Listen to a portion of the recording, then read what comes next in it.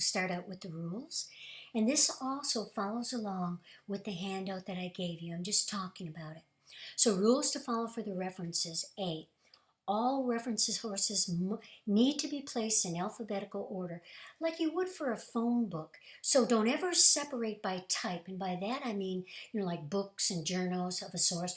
Don't do that. Just put everything in alphabetical order by the author's last name or the first word of the title if there's no author given, and we'll talk about that later.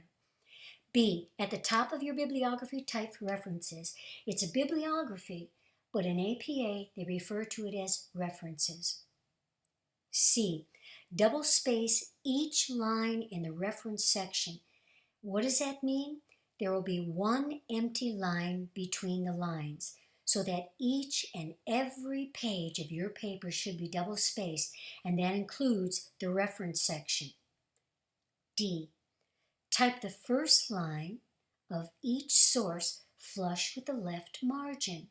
All other lines of a source must be indented 5 spaces from the left margin.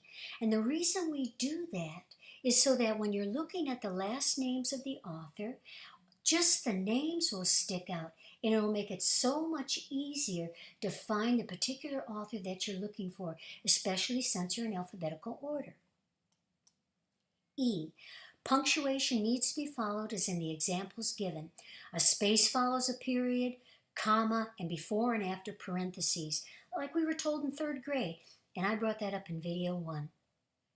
F, alphabetize sources with no author by the first word in the title. And if the first word is the or in or an or anything, that's the first word. And that's how you alphabetize it if there's no author given. And usually there's no author given because it's an editor. Anyway. G, provide the year, month, and date for daily or weekly periodicals. It's a lot easier to find an article in a Time magazine because it's published weekly when you give the date. Can you imagine somebody giving you a stack of Time magazines that's a year and asking you to find an article? It's much easier with the month, the date, and the year. H, do not use an internet URL. Do not, capital letters, boldface, use an internet URL. For example, www.whatever.com as a source. Look at the internet article example in this handout, and we'll talk about it again later. But given an internet URL as the author would be like giving someone your phone number without ever giving them your name and telling you to look you up in the phone book because they've got your number. And all they've got is a phone book, not online, okay? I, list only one location for a publisher.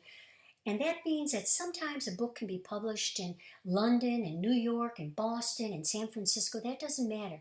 Pick the one you like and you only use one. Back to I.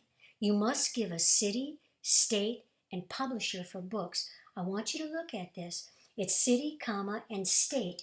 And the state is just 2 capital letters that would represent the state like the post office would. So if it was California, it would be what? You got it, CA. If it was Michigan, it'd be MI. Washington, WA. And you just use 2 capital letters for the state. And you have to put a state. And then also the publisher. If you were addressing an envelope, this would be like the city and the state, and the publisher would be like the name. Okay.